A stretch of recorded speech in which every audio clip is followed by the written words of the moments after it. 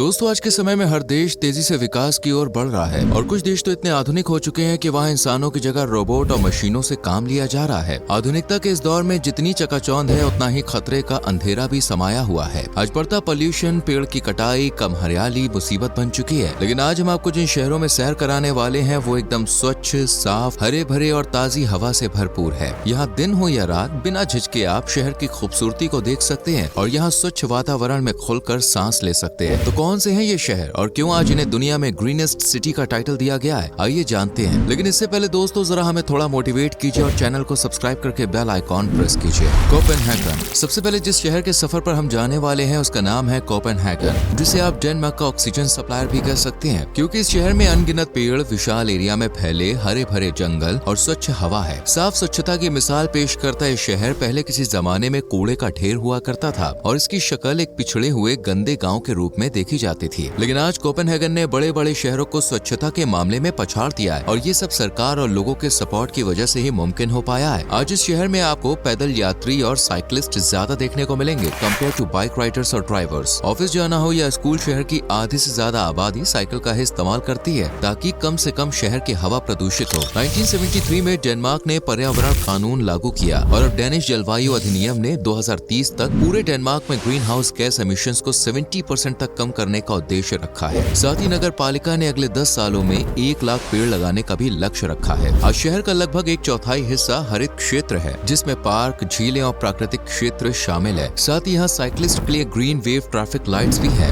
Vancouver. Next है north America में तेजी से एम्प्लॉयज को अपनी तरफ खींचने वाला देश कनाडा, जिसका सबसे स्वच्छ हरा भरा शहर है वैंकूवर। ये शहर न सिर्फ कनाडा की सबसे ग्रीनेस्ट सिटी बनने की राह पर निकल पड़ा है, बल्कि इसे तो दुनिया के हरित शहरों में भी काउंट किया जा रहा है और ये संकल्प वैंकूवर ने साल 2020 में ही ले लिया था। इस योजना में एयर पोल्यूशन और वेस्ट को कम करने, एनर्जी एफिशिएंट कंस्ट्रक्शन को बढ़ावा देने और शहर के प्राकृतिक पर्यावरण को बेहतर बनाने की पहल शुरू हो गई है। शहर को हरा भरा बनाने के इस लक्ष्य में करीब 9,500 कर्मचारी, सलाहकार समितियों के सदस्य और अलग अलग कार्यशालाओं और दूसरे कार्यक्रमों में भाग लेने वाले लोग भी शामिल हैं। तभी तो आज वैंकूवर में साफ शुद्ध हवा, पानी, प्राकृतिक पर्यावरण से लोगों के जीवन में काफी बदलाव भी आ रहा है। आगे आने वाले समय में इस शहर में 1.5 लाख नए पेड़ लगाए जाने वाले हैं। इसके अलावा शहर में लैंडफिल गैस कैप्चर की भी योजना तेजी से काम कर रही है। इसमें लैंडफिल से मीथेन गैस को इकट्ठा किया जा रहा है और फिर इस गैस का इस्तेमाल ग्रीन इलेक्ट्रिसिटी बनाने में किया जा रहा है। साथ ही इसमें ग्रीन हाउस के लिए एनर्जी प्रोड्यूस करने में भी मदद मिल रही है। शहर ने ग्रीन इंफ्रास्ट्रक्चर और ग्रीन जॉब्स में इन्वेस्टमेंट को सपोर्ट करने के लिए ग्रीन सिटी एक्शन फंड को भी स्टैब्लिश किया है। ये पहला ऐसा शहर है जिसने शहर के चारों तरफ सिगरेट रिसाइकलिंग के डिब्बे रखे हैं। इसके अलावा शहर में डबल पैन विंडो, CFL या LED बल्ब का यूज, सोलर पैनल का भी इस्तेमाल किया जा रहा है। सिंगापुर। दोस्तों, अब बात करते हैं छोटे घने अमीरी की दास्तान सुनाने वाले देश और शहरी स्थान के बारे में, जिसका नाम है सिंगापुर। आज सिंगापुर न सिर्फ अपनी अमीरी के लिए दुनिया भर में फेमस है, बल्कि साफ स्वच्छता में भी इसे अच्छी रैंक पर रखा जाता है। सिंगापुर के शहरों को तो एशिया के सबसे साफ सुथरे शहरों में भी शुमार किया जाता है। जैसे जैसे वक्त के साथ सिंगापुर की आबादी, इकोनॉमी बढ़ी, वैसे वैसे यहाँ हरियाली ने भी पैर पसारने शुरू कर दिए। सेंटर ऑफ लिवेबल सिटीज के अनुसार 1980 के दशक में ये हरित एरिया जहाँ लगभग 36% था, अब ये 47% है और आने वाले समय में हरित क्षेत्र और ज्यादा बढ़ने वाला है। सिंगापुर में आज अनेकों पार्क्स, हरे भरे प्लेसेस हैं, इसलिए इसे गार्डन सिटी भी कहा जाता है। सिंगापुर में जब आप जाएंगे तो आपको बिल्डिंग के फ्रंट से लेकर अंदरूनी भाग, छत और साथ ही बिल्डिंग्स के बाहरी हिस्से पर भी पेड़ पौधे लगे हुए दिखाई देंगे। सिंगापुर ने 2020 में ये लक्ष्य रखा था कि 2030 तक लगभग यहाँ 1 मिलियन पेड़ लगाए जाएंगे। सरकार सिंगापुर के वन्य जीवों और जैव विविधता को बढ़ाने के लिए कई कदम उठा रही है। यहाँ पर सबसे ज्यादा मैंग्रोव्स के पेड़ लगाए जा रहे हैं, क्योंकि मैंग्रोव दूसरे पेड़ों के मुकाबले 3 से 4 गुना ज्यादा तेजी से कार्बन को ऑब्जर्व करता है, जिससे सिंगापुर कार्बन मुक्त हवा महसूस कर पाएगा। सिंगापुर में आज पर्यावरण को देखते ही बिल्डिंग्स, वर्टिकल गार्डन्स और ग्रीन बिल्डिंग्स बनाई जाती है और इनके बेस्ट एग्जाम्पल हैं जुएल चेंगी एयरपोर्ट और gardens by the bay. Singapore ने 2008 से सभी नई इमारतों को ग्रीन होना अनिवार्य कर दिया है। सिंगापुर सोलर एनर्जी को बढ़ावा दे रहा है, साथ ही 2030 तक सभी नई कारें इलेक्ट्रिक एनर्जी से चलती हुई दिखाई देंगी। इसलिए सिंगापुर आज सिर्फ कमाने के लिए नहीं बल्कि रहने के लिए भी बेस्ट है। एम्स्टर्डम। दोस्तों, अगले जिस शहर का हम जिक्र करने जा रहे हैं वो हिस्सा है यूरोपियन कंट्री नीदरलैंड्स का और साथ ही ये शहर देश की राजधानी का ताज भी सजाए हुए है। इसका नाम एम्स्टर्डम है। ये शहर अपने इतिहास, कला, नहरें और इतिहास को समेटे म्यूजियम्स के लिए मशहूर है, लेकिन कुछ समय से इसका नाम क्लीनेस्ट, ग्रीनेस्ट सिटीज में भी शामिल किया जाता है, क्योंकि जहाँ दूसरे शहर खेती बाड़ी के काम कर उनकी जगह पोल्यूशन फैलाने वाली फैक्ट्रीज को लगाना पसंद कर रहे हैं, वहीं एम्स्टर्डम में कृषि की पहल की जा रही है जिससे न सिर्फ लोग को स्वच्छ खाना मिलेगा बल्कि शहर भी हरा भरा रहेगा। एम्स्टर्डम नवीकरणीय ऊर्जा को ज्यादा बढ़ावा दे रहा है जिससे शहर को स्वच्छ ताजी हवा मिल सके। इसलिए आज कई स्कूलों ने अपनी छतों पर सोलर पैनल लगाए हैं जिससे बिजली सूरज दादा की किरणों से मिलती रहे और बिजली की खपत भी कम होती है। एम्स्टर्डम आज कार रूट्स को भी हरित मार्गों में तब्दील कर रहा है। शहर में नए पार्क्स डेवलप किए जा रहे हैं, नए पार्क्स बनाए जा रहे हैं। शहर का सबसे बड़ा पार्क वॉन्डल पार्क है जो आज पूरी तरह से हरित क्षेत्र है और इसकी हरियाली में लिपटी खूबसूरती को निहारने के लिए हर साल करीब 1 मिलियन लोग आते हैं। बंजर बेजान जमीन पर छोटे पार्क्स को एस्टेब्लिश करने और इनके रख रखाव का ध्यान रखने के लिए आज संगठन और लोकल लोग फुल सपोर्ट में है। वॉन्डल पार्क आज अपनी हरित लहर के चलते न सिर्फ सुंदरता का गवाह बन गया बल्कि टूरिस्ट की भी पहली पसंद बनता जा रहा है। वेलिंगटन दोस्तों, न्यूजीलैंड की खूबसूरती का कोई जवाब नहीं है, लेकिन जब आप इसके शहर वेलिंगटन में एंटर करेंगे तो आप न्यूजीलैंड को भूलकर वेलिंगटन की खूबसूरती का ही जाप करने लगेंगे। वेलिंगटन की पहचान तो वैसे संस्कृति, इतिहास, लोकप्रिय कार्यक्रम से की जाती है, लेकिन असल खजाना है यहाँ मौजूद पार्क्स, हरियाली और सुकून भरा वातावरण। वेलिंगटन की हरी भरी पहाड़ियों में घूमने का जो मजा है ना, वो आपको कहीं और मिलेगा ही नहीं। इस शहर में आज ग्रीन नेटवर्क प्लान तेजी से वर्क कर रहा है। इस प्लान में 2 नए शहरी पार्क बनाना है और साथ ही मौजूद जगहों को बढ़ाना है और उनमें अनगिनत लहरें, ठंडी हवा, बिखेरते पेड़ों को दुगना करना है। ये शहर 2 हरित पट्टियों से घिरा हुआ है, एक टाउन बेल्ट जो शहर के चारों साइड पहाड़ियों से बनी है और दूसरी है आउटर ग्रीन बेल्ट। आज वेलिंगटन का मकसद न सिर्फ शहर को हरित बनाना है बल्कि जैव विविधता में भी सुधार लाना है, जिससे इकोसिस्टम में भी बड़ा बदलाव देखने को मिल रहा है। वेलिंगटन में लो कार्बन ट्रांसपोर्ट पर जोर दिया जा रहा है। घरों और इमारतों को सोलर पैनल से लेस, हरियाली से, पेड़ पौधों से लेस बनाने की पहल शुरू की जा रही है। टॉक्सिक वेस्ट मटेरियल को कम किया जा रहा है और ज्यादा से ज्यादा जमीन पार्क, सैंक्चुरीज के लिए इस्तेमाल की जा रही है। वेलिंगटन शहर भी जितना खूबसूरत है उतना ही साफ सफाई के मामले में भी आगे रहता है। यहाँ लोग सिर्फ अपने घरों को ही नहीं बल्कि सड़कों की साफ सफाई का भी खास ध्यान रखते हैं। स्टॉकहोम दोस्तों, स्वीडन के बेहद साफ सुथरे, स्वच्छ और प्रदूषण मुक्त शहरों के सफर पर जाना है तो हाजिर है स्टॉकहोम। वैसे तो ये शहर अपनी वास्तुकला, संग्रहालय, महलों के लिए दुनिया भर में मशहूर है, लेकिन आजकल इसका नाम हरित शहर के रूप में भी काफी चर्चा में बना हुआ है। स्टॉकहोम में 40 साल से भी ज्यादा समय से पर्यावरण से रिलेटेड पॉलिसीज लागू की जा रही है। आपको जान के हैरानी होगी कि आज स्टॉकहोम का आधे से ज्यादा हिस्सा हरियाली से घिरा हुआ है, जिसमें पार्क्स और प्राकृतिक नजारों से भरपूर जगहें शामिल है। शहर की हरित योजना में ज्यादा से ज्यादा पार्क्स बनाना, हरित क्षेत्र विकसित करना। आज स्टॉकहोम में कई ऐसी बिल्डिंग्स डिजाइन की गई हैं जिसमें आर्टिफिशियल लाइट्स की जगह नेचुरल लाइट और वेंटिलेशन की फैसिलिटी है। भारी मात्रा में पोल्यूशन फैलाती गाड़ियों और कारों का भी चलन धीरे धीरे कम होता जा रहा है और लोग साइकिल चलाना पसंद कर रहे हैं। स्टॉकहोम ने टारगेट बनाया है कि 2045 तक इस शहर को 100% तक रिन्यूएबल एनर्जी का घर बनाना है, जिसमें लोग हंसी खुशी अपनी जिंदगी सुकून से गुजार सके। ऑस्लो दोस्तों, नॉर्वे की राजधानी, दुनिया की ईवी कैपिटल के रूप में जाना जाने वाला शहर है ऑस्लो, जो अपने आप में ही बेहद खास है। ये पहला ऐसा शहर है जहाँ इलेक्ट्रिसिटी से चलने वाली कारों का परसेंटेज सबसे ज्यादा है, इसलिए इसे अक्सर दुनिया की ईवी राजधानी भी कहा जाता है। ऑस्लो की सरकार ने इलेक्ट्रिक व्हीकल्स को बनाना, खरीदना और बेचना बहुत ज्यादा कर दिया, जिससे पेट्रोल से चलने वाले व्हीकल्स में कमी आई है और वायु प्रदूषण में भी काफी गिरावट देखने को मिली। यही वजह है कि आज ऑस्लो में बिकने वाली सभी नई कारों में लगभग 60% इलेक्ट्रिक कारें ही होती हैं। ऑस्लो का आज 68% के करीब हिस्सा ग्रीनरी से भरा हुआ है और साल 2019 में ऑस्लो शहर को यूरोपियन ग्रीन कैपिटल का भी खिताब दिया गया था। ऑस्लो के शहरी इलाके में लगभग 10 लाख पेड़ उगते हैं और 2/3 हिस्सा शहर की सीमा के अंदर स्थित है, जिसमें जंगल, पार्क्स और झीलें शामिल है। ऑस्लो आज पूरी कोशिश में लगा है कि इसे स्वच्छ, प्रदूषण रहित, कम कार्बन उत्सर्जन वाला शहर घोषित किया जाए। शहर में हाइड्रो पावर का इस्तेमाल किया जा रहा है, जो इसकी कुल ऊर्जा खपत का लगभग 60% है। शहर आज हरी भरी पहाड़ियों से घिरा हुआ है और 8.2 किलोमीटर लंबी आकिर सिल्वा नदी इसके बीच से बहती है। ऑस्लो वेस्ट मटेरियल को जलाकर उसे एनर्जी में तब्दील कर रहा है और इसका मकसद 2030 तक दुनिया का पहला एमिशन फ्री मेजर सिटी बनाना है। पोर्टलैंड दोस्तों, ओरेगोन के सबसे साफ दिलचस्प शहरों में शुमार है पोर्टलैंड, जिसे आप हरियाली से सजी दुनिया कहें तो भाई गलत नहीं होगा। यहाँ पर रोड से लेकर छतों तक, फुटपाथ से लेकर ऊंची ऊंची बिल्डिंग्स तक हर जगह हरियाली दिखाई देती है। पोर्टलैंड में हानिकारक गैसों के फैलाव को कम करने की कोशिश की जा रही है। बाइक से, कार से निकलते हानिकारक धुएं पर भी रोक लगाई जा रही है। पोर्टलैंड में 2009 में जलवायु कार्य योजना में कार्बन एमिशंस को 80% तक कम करने की बात की गई थी और इस पर अमल भी किया गया। पोर्टलैंड का मकसद सिर्फ शहर को इंसानों के रहने लायक नहीं बनाना है, बल्कि जानवरों के लिए भी इसे सुलभ बनाना है। तभी तो जैव विविधता को बढ़ावा देने के लिए कई पार्क्स और हरित जगहों को विकसित किया जा रहा है। यहाँ 67% कचरे को भी स्थानीय स्तर के खाद के रूप में इस्तेमाल कर लिया जाता है, यानी रिसाइकिल के तौर पर यूज में लिया जाता है। पोर्टलैंड ने प्लास्टिक की थैलियों पर भी बैन लगा दिया है। पोर्टलैंड अपने एनर्जी के लिए लगभग 33% सोलर एनर्जी और विंड एनर्जी का इस्तेमाल करता है। सिर्फ 25% ही कोयले को यूज में लिया जाता है। तो दोस्तों, ये थे वो 8 शहर जो आज हरियाली से सजे हुए हैं और इंसानों के लिए एकदम परफेक्ट है। वैसे आप किस शहर से बिलोंग करते हैं, कमेंट सेक्शन में जरूर बताएं। है। और इनमें से किसी शहर में अगर आप जा चुके हैं तो अपना एक्सपीरियंस हमारे साथ शेयर जरूर करें। वीडियो को लाइक करके शेयर करें और चैनल को सब्सक्राइब करके बेल आइकॉन प्रेस करें, जिससे आने वाली वीडियोस आपसे मिस ना हो। मिलते हैं आपसे अगली वीडियो में। Till then bye bye, take care.